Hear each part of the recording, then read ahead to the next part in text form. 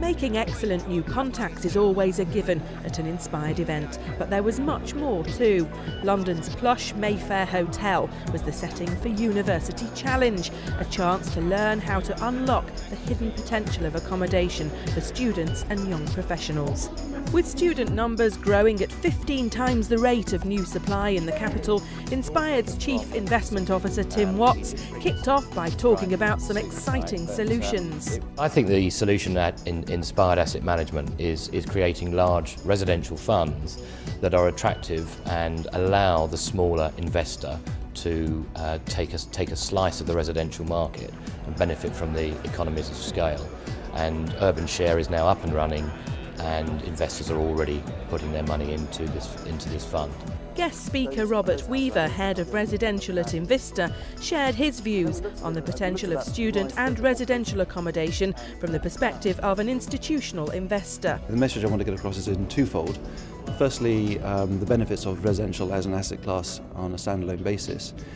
We believe it delivers the highest level of return and the lowest level of risk, which as an investment manager is where you want to be.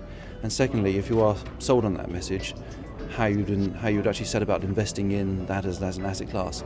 To date, it's been done by buy-to-let individuals individually, buying a single house, single flat. We would argue that actually it's safer to do it in a collective pooled vehicle where we've got grouped assets, and by grouping the assets and massing them together, you diversify that risk. And as you'd expect from an Inspired event, the whole evening was presented in an engaging, exciting and inspiring way. In the 80s, I remember it was ban the bomb. Students now are demanding en-suite accommodation. A panel of property experts and students led a University Challenge-style debate about investment opportunities and student needs. For me, the hardest thing was the transition period from accommodation to private residence.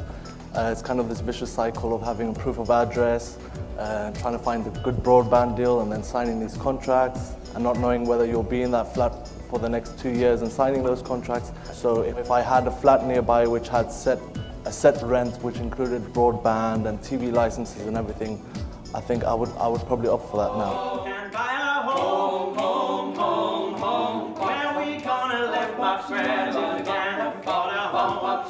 I think it really helps to have a support network of other people who are sharing ideas, sharing contacts, sharing knowledge and experience, and as a group there's strength in numbers, and none of us are smart as all of us, so we can all move forward more together if we work as a group.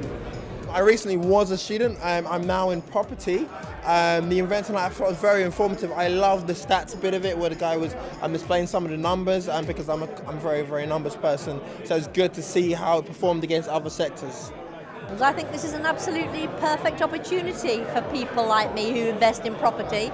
I mean, you know, at my grand old age, there is not a better time in my lifetime to buy property than now. So yeah, I'm doing it. Full steam ahead. Say you could invest in this, it'll be so good for you. Urban Share and Gents are an Inspired assets too. You can do so much with your money.